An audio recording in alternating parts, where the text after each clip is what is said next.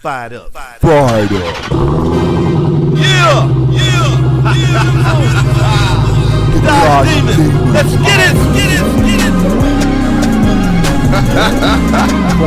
Welcome back to the channel, man. Welcome back to the channel. What's going on, everybody? Today we're going to talk about the EGR fault code. EGR fault code. I had one of my subscribers got a minivan. I remembered his question when I brought in this same particular year minivan. This was 2010, he had an 09, but they're pretty much the same.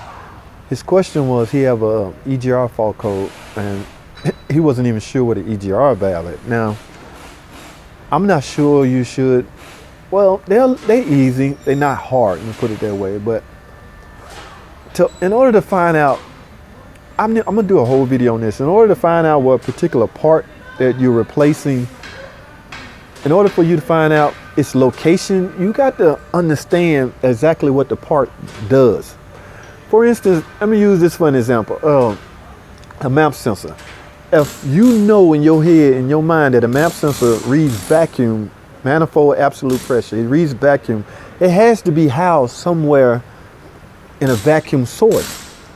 And pretty much the best source of vacuum you're going to find on any gasoline engine is the intake manifold. So it has to be somewhere around the intake manifold. Now, that's no different from a EGR valve. So now, an EGR valve, it basically stands for exhaust gas recirculation. I mean, all it do is redirect some of the exhaust gases back into the intake manifold. Okay, so it's basically an attempt to lower NOx, NOx. You know, we don't want the combustion temperatures to reach, I think it's 2,500. We try to keep that low so NOx won't be formed.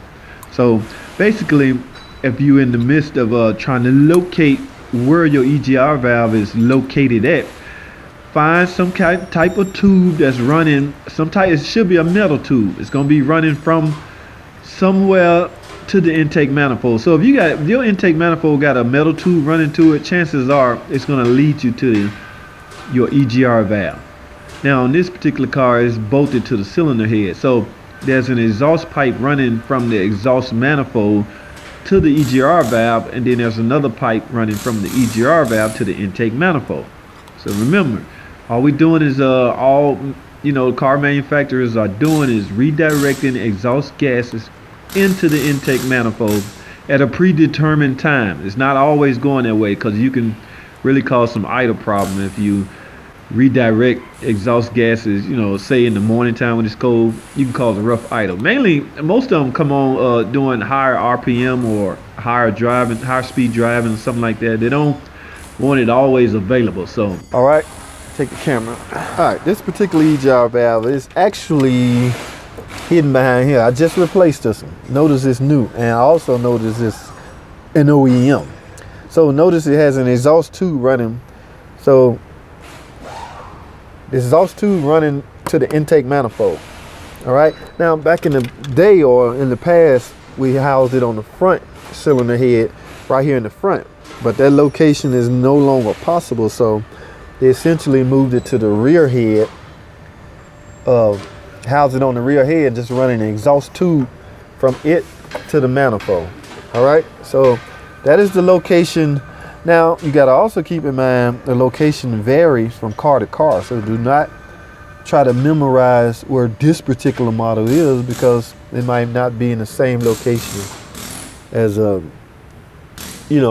particular car you're working on. So never, well, I wouldn't say never, but it doesn't make sense to try to memorize this stuff when you'll be better off memorizing what a particular part does, and that will, in essence, lead you to its location. You see what I'm saying? So that's a better strategy to me than trying to memorize, every car. Just understand what a car does, and what the part does will essentially dictate where its location is at.